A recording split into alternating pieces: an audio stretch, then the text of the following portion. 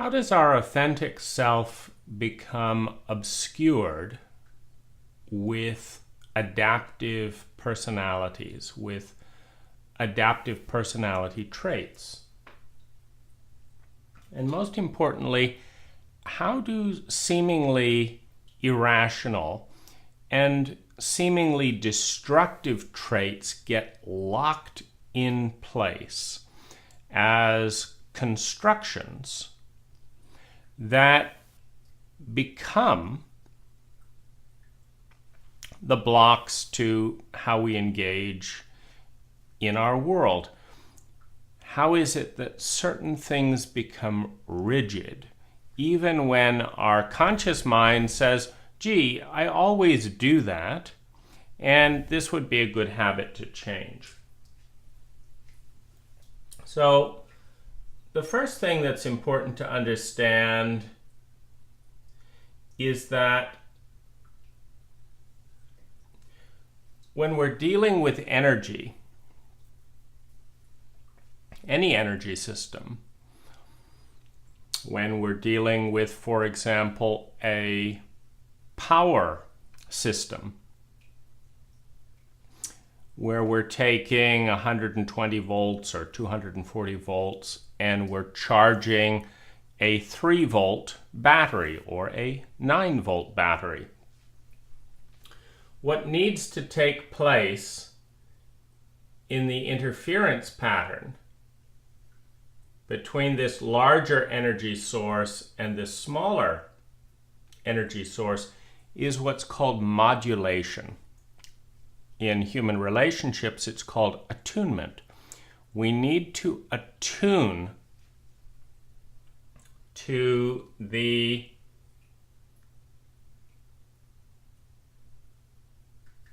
capacity of the energy system that we're dealing with.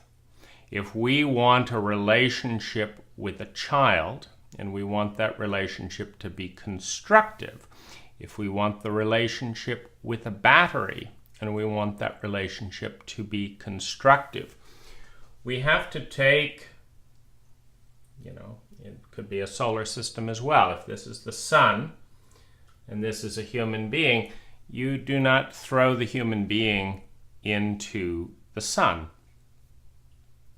But vitamin D is created if there are a few hours a day of direct sunlight, and mood boost occurs when human beings receive a few hours of direct sunlight a day, versus the SAD syndrome, when certain Nordic nations are, for example, denied direct sun for large portions of the year.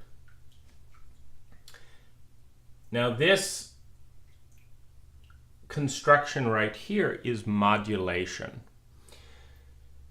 Now, never is this more important than with the relationship of a power structure and a child. Now, the parent is the primary power structure in relationship to the child.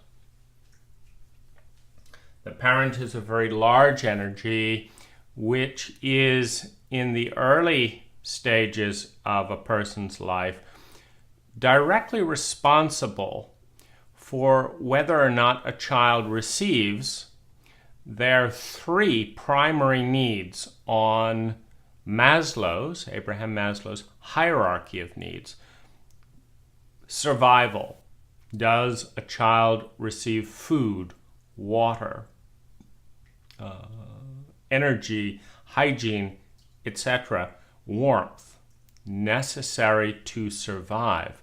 Now, it's important to understand that a child's energy system is on a different frequency. When a body is greatly reduced, it's not only that it is dependent on a foreign energy system for survival, it is also on a different time frame.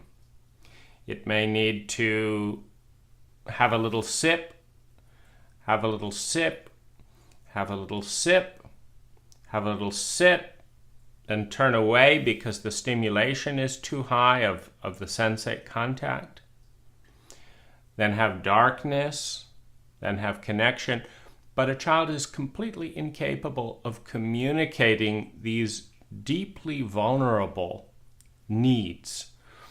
Now, the next need is for security. Now, this is based on the stability of the relationship, but also the stability of the temperament. For example, if our son just from time to time suddenly exploded and became 100 times more intense,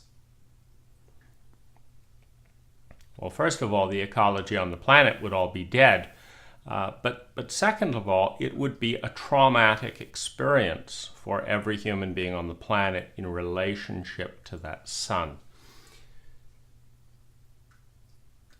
When a parent explodes in anger, in hatred, in hostility, in desperation, in loneliness, in grief, when a parent explodes,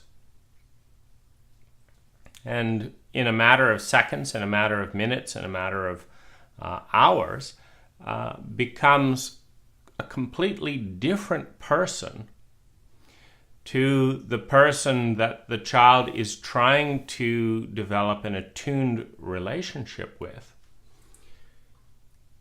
You see, the child cannot, on an emotional level, just disappear and die. But what can happen is the brain is layered in evolutionary terms with a whole host of distinct parts that follow the course of planetary and human evolution. Our current paradigm is that 200 million years ago we were reptiles, crocodiles, and that there has been a process that the human body has evolved from what's called the reptilian brain. Now, this is a brain that is designed for survival, fight, flight, freeze.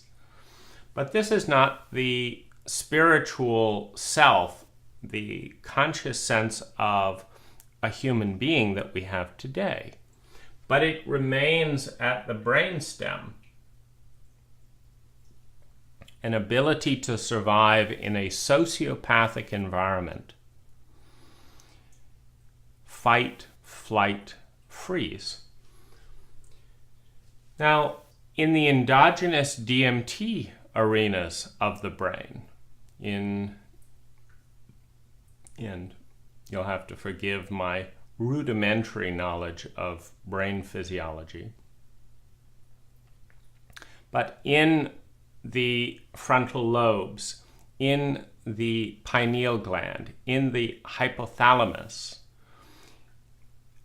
there are states, near-death experiences, at times out-of-body traumatic experiences, lucid dreaming,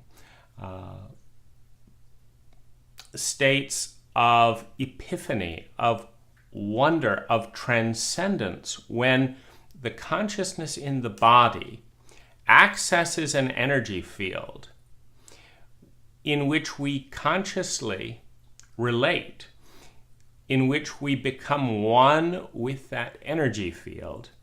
And in that moment, the consciousness that is normally this little me, this little sense of I'm me and you're you and we're separate, and I'm me and that's a log and that's separate, and I'm me and this is food and I have nothing to do with it. That barrier dissolves in that energy field, and we become completely aware of our interconnectedness and relatedness in a sacred biological system, in a sacred ecology of which we are a small part of a synergy, an integral part. And it is through these types of experiences in the 60s, facilitated by LSD, in mystical experiences facilitated by yoga and other experiences of that nature, by chanting. It is these experiences released by the whirling dervishes at times where it's called an altered state. It is a different state than the state of the separated ego. And in this state, we realize that what I do to you, I do to myself because we're part of a larger body. That what I do over here, when I put PCBs and toxins into the water, and then they're consumed by fish, and then the fish are consumed by other fish, and then I eat the other fish and have some of the highest concentrations of PCBs and toxic fat, that this is because of an ecological relationship. That what I do out there, I do in here. What I do in here, I do out there. Now, this is a very different state of consciousness from the reptilian brain. But we retain access because the environment that produces a state of transcendence in which we primarily identify with an energy field that is bigger than us is a different environment than the environment that induces the trauma that leads to the regression, 200 million years of regression, to where we feel like a crocodile in fight, flight, freeze mode, dealing with an unknown or a known enemy with no resources in the environment to empower us to return to the more conscious human beings that we are in a healthy environment. Now, one of the most important areas to track in terms of the lives that we are capable of experiencing and living is what part of the brain are we living our life from. Now, this is intricately connected with our environment. You wake up every morning to machine gun fire. You wake up to starvation. You wake up to military coups and change. You wake up to murdered mothers. And you will be in the reptilian brain as a human statistic, meaning 97%, 99.9% of all human beings are not going to be able to transcend that level of brutality and become a Viktor Frankl in a concentration camp. They are going to descend 200 million years into the past to a time when a reptilian world of crocodiles consuming and attacking and eating other crocodiles and animals was the reality, and fight, flight, freeze was the way to survive. We don't lose the need to survive in Maslow's hierarchy of needs. Survival, security, belonging. Now, a parent controls all of those needs. Does a child survive? Does a child feel secure? Does a child feel love and belonging? In a big way that a parent determines that is the stability of their energy system.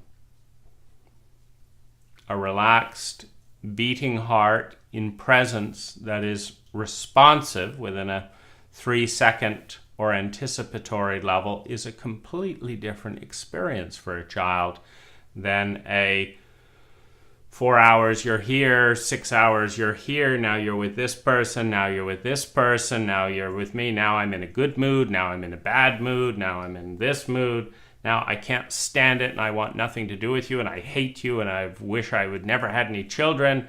Okay, fine. No, that's all forgotten. I love children. The degree of volatility that an energy system has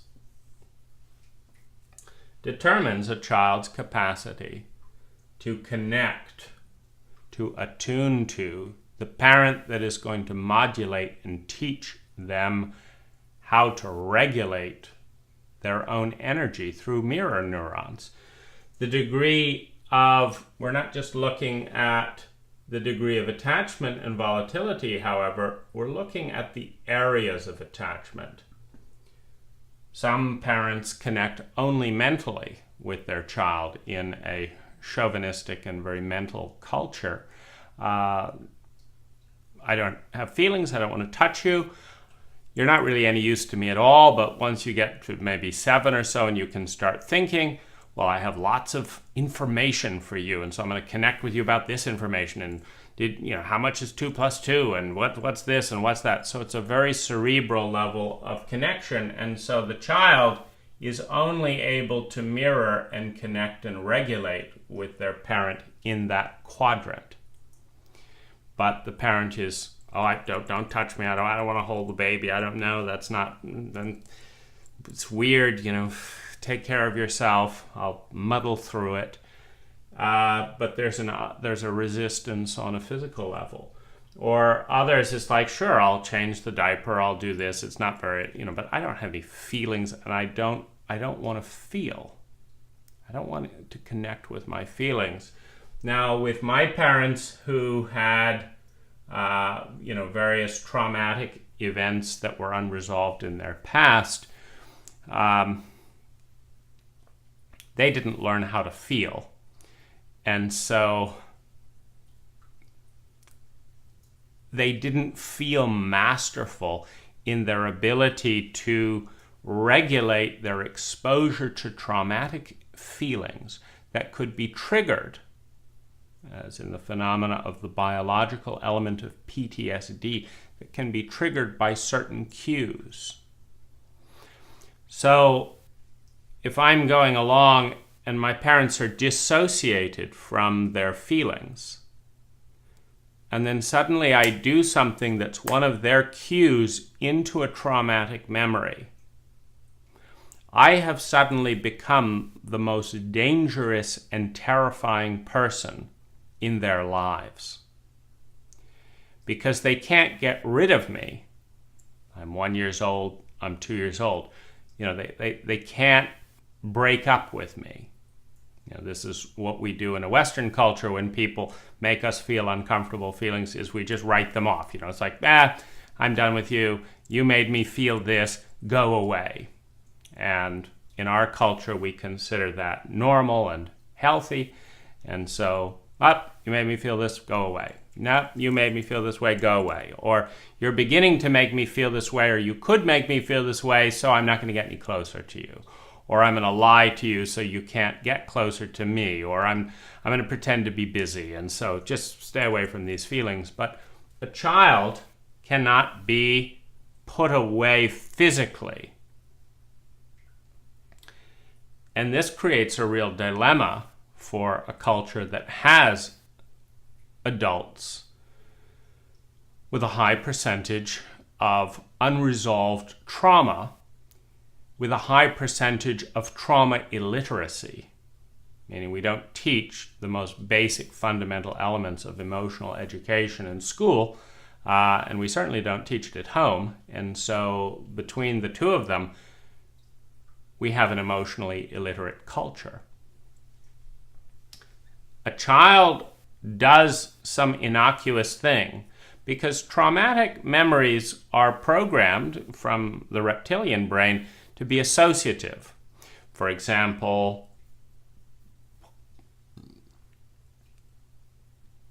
a crocodile is out crawling around, and then there's this hissing sound they hear, and right after that, this giant beast jumps on them and they almost die. Well, the crocodile brain does not think, that hissing had nothing to do with this event. That hissing was a geyser that just went off, And it just happened that when I heard the hissing, this event, this giant beast jumped out at me and I nearly died. Now, the crocodile brain cannot think, but it can correlate. Hiss, danger, I'm out of here. Now, okay, so hissing is now intricately and biologically linked in the language of trauma to an intense reaction that is outside the domain of the conscious mind.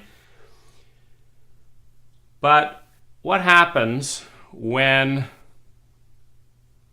that gets correlated to a baby's crying? When the traumatic event of your sister being beaten close to death was linked with her crying. You see, now you have a child, and your child cries, and your crocodile brain says, "Get the hell out of here, I'm in danger." And you're turned to understand where is this danger coming from, and you realize it's your own child. Well, this creates this ripple effect of crisis and conflict between the conscious mind that says, I want to be good to my child, hitting a child isn't good, throwing a child out the window isn't good, beating a child isn't good, I want to be a good parent. And I don't know what the fuck is going on. I just know this sound has got to stop because I can't tolerate the emotions that are rushing through my body that are telling me I'm going to die if this sound doesn't stop. Well, now you understand why some parents smother their children to death. Now you understand why some parents throw their babies out the window. I've met 2 women where the father literally picked the infant up and hurled it out of a glass window.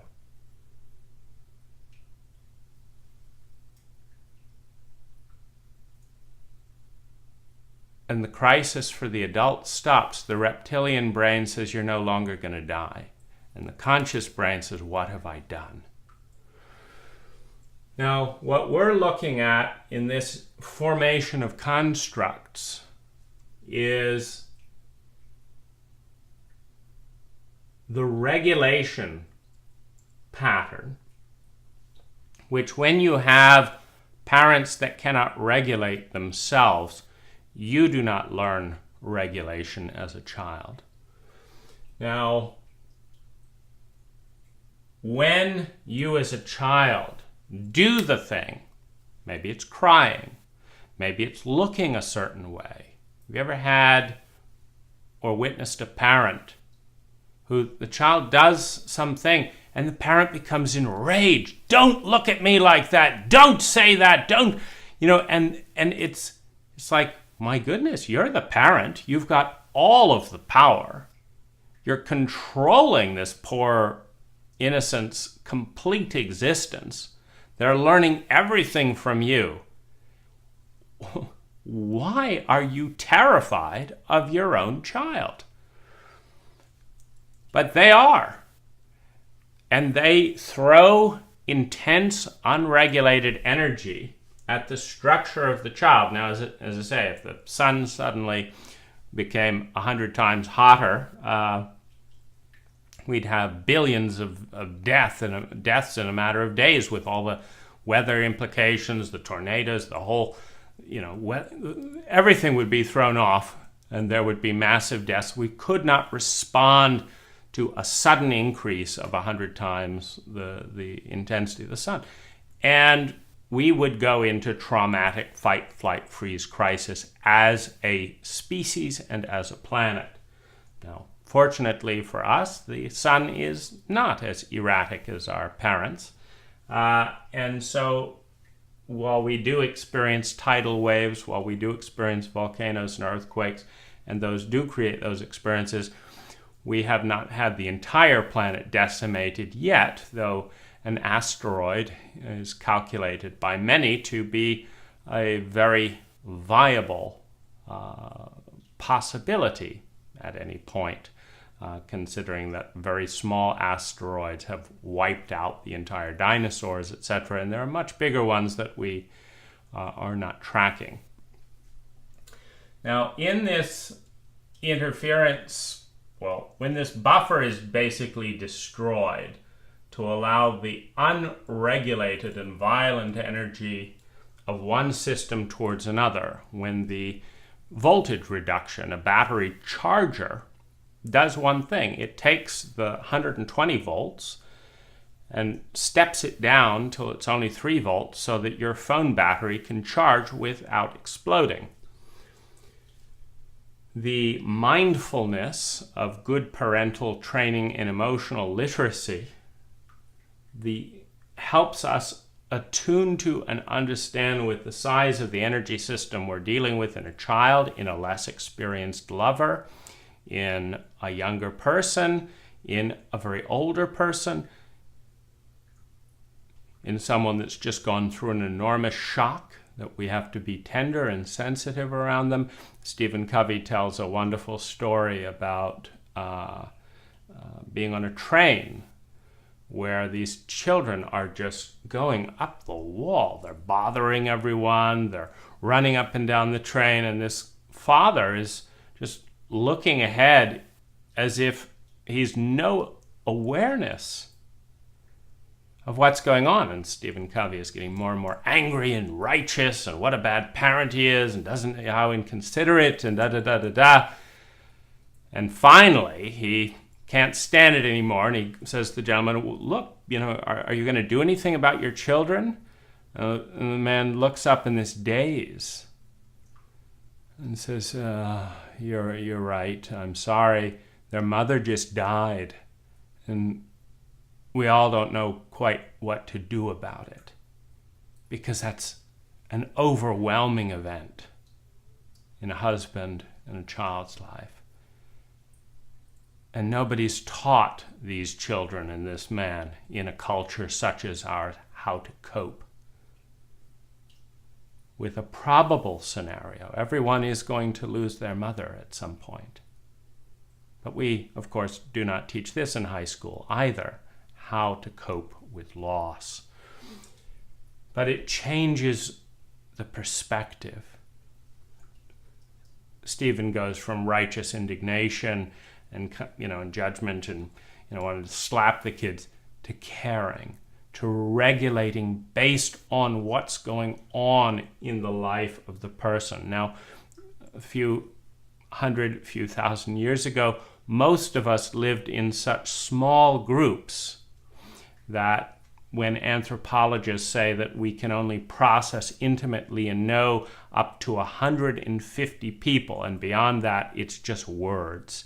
It doesn't mean anything. When you have 2,000 Facebook friends, almost none of them will come to your wedding. Almost none of them will know what love means to you versus to them. Almost none of them will know the names of your children. Almost none of them will come to your funeral. It is just words that at most we can have 125 to 150 people that we can know with some degree of intimacy if we spend a lifetime living together in community, not just seeing each other from time to time, but actually in proximity. Being in community and proximity with 150 people, patterns emerge clearly. You understand that every Monday after so-and-so drinks, they're always a bit irritable, and you understand that it's not about you, and it's not about anyone else either. It's about what that person does on a Monday morning. And you understand that this person has their period, on the 15th, and so, come the 13th, you want to not bring up this type of topic. And you regulate and you understand all of these different things in a community, and you feel safe because the sun comes up and the sun goes down, and it all makes sense. And it's not personal. But when you move around through cities and traveling and all of this freedom, we also have all of this grief and all of this loss without home, without community, without intimacy you see, and you have loneliness on an epidemic scale. Now, coming towards the child in these volatile levels, a child brings in a flower that brings up a memory of a broken and destroyed lover relationship. And in a moment, the parent is not with the child and the flower in the innocence of their moment. They're with their rage at men and the lies they tell and all this. And this comes down hard on the child. The child cannot cope in the fluidity and the innocence of their femininity. It is the dance in the moment with the femininity that is the beauty of the child. That is their organic process. When it is hit with these intense waves, what the child must do is freeze the moment. They must go into the reptilian brain and freeze the moment, because they cannot respond to that moment. They cannot deal with what's going on in their environment, and so they rigidify a given moment. They encase it in stillness. Now, the contract with this moment is the following. 2,000 volts of energy. I can absorb 3 volts. That's 1,997 volts of weight that I cannot process. So I'm going to create a shell, a construct. I am no longer in the flow of my feminine self. I am no longer in the moment. I am now in a frozen moment with 1,997 volts waiting to be processed when and if I am ever able to deal with that moment. Now, this moment gets created by absolutes. I am never going to be happy again. I am never going to bring a gift to my parents again. I am never going to love again. I hate people. This is created by an absolute structure that is capable of dealing with the volts. Because when, and we're just using metaphors here, but you could turn this into pounds.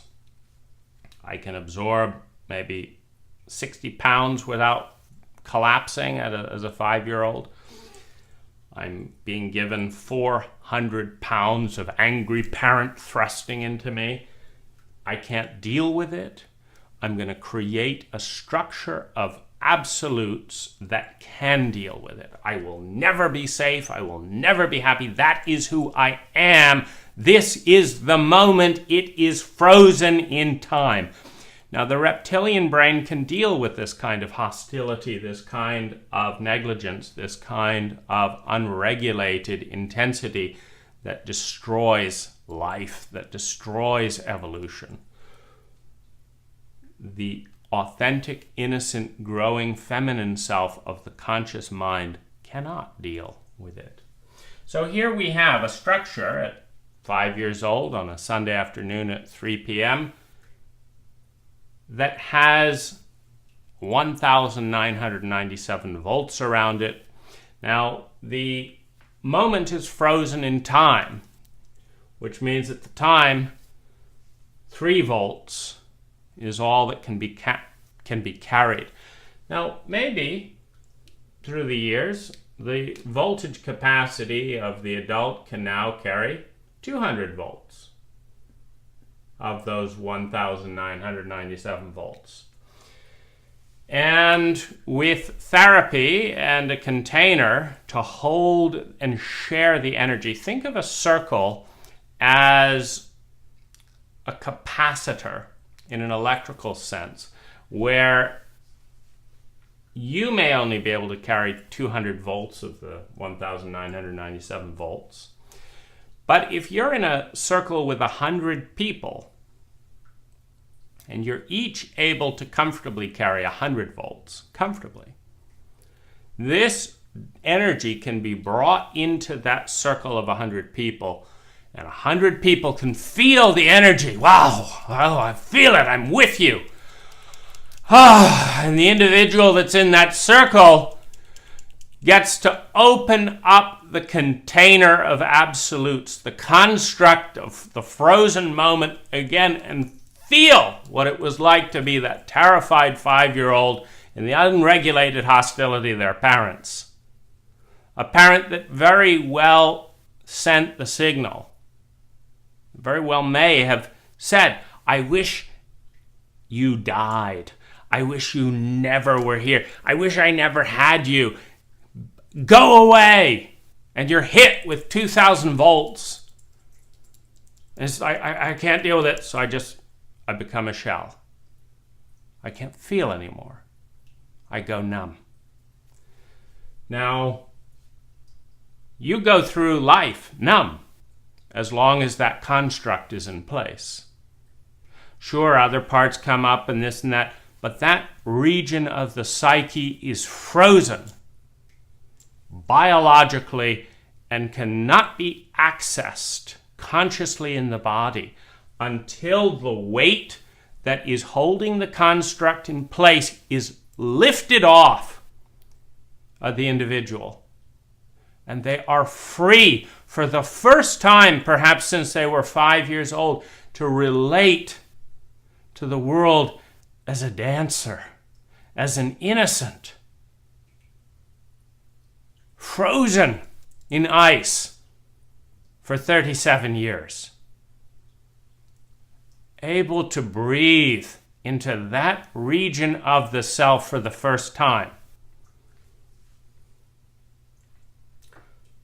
These are how constructs are created, and they do not get removed until a circle. Now, the circle can take several forms. You can go into therapy for 10 years and every week deal with 2 or 3 volts, and perhaps after 10 years of weekly sessions or monthly sessions, you've lifted enough of this 19,000, not 1,997 volts off at 3 volts a week, 3 volts a week, 3 volts a week, 3 volts a week, 3 volts a week. You get one construct lifted. And it's a very slow and difficult process.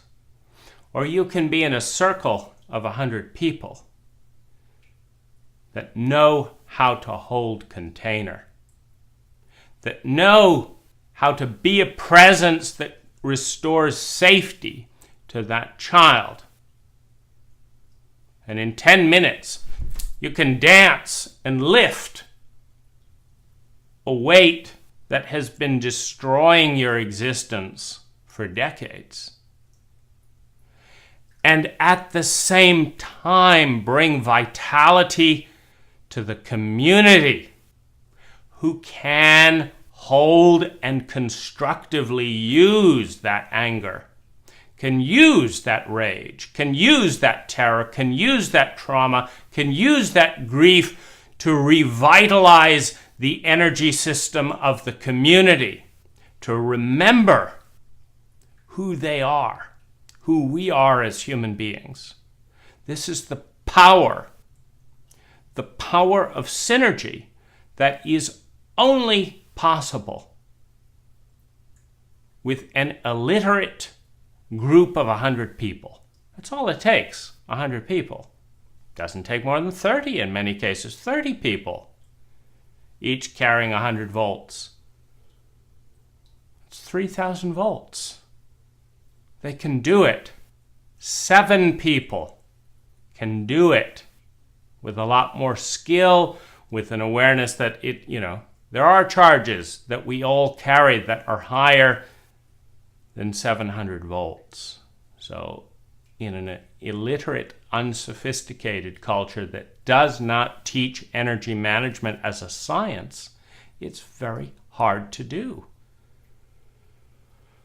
But there are things that 7 people that know what they're doing can do that one person can't do in 10 years.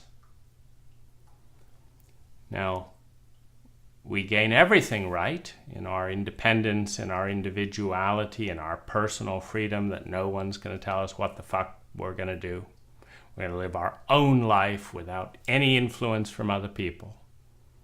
And we're going to be in a very difficult slog if we even open up to acknowledging that we could use some therapeutic help by one person in isolation and ignorance, in a sociopathic culture. We are doomed as individuals to levels of mediocrity on a spiritual and human level that are criminal, that are abominable, that are outrageous and weepable offenses in a civilized world. To civilized, conscious human beings that feel the amount of pain in the environment and in the individual that must be necessary for that to be the status quo. The grief is enormous, and it is too much for one individual to bear. The answer is simple. You go to a stuck and frozen place. You go to a place that is locked in fight, flight, and freeze. You diagnose the voltage. You diagnose the weight. You break it down into different pieces, and you find a container that can hold that amount of weight in an instant or can allow you to piece it apart. You can move 100 dump truck loads of sand, one shovel at a time with a single shovel. It's going to be a hard slog, but you can do it. One human being can do it. Take them about a year full time, but they can do it. But a community can do it more intelligently and more synergistically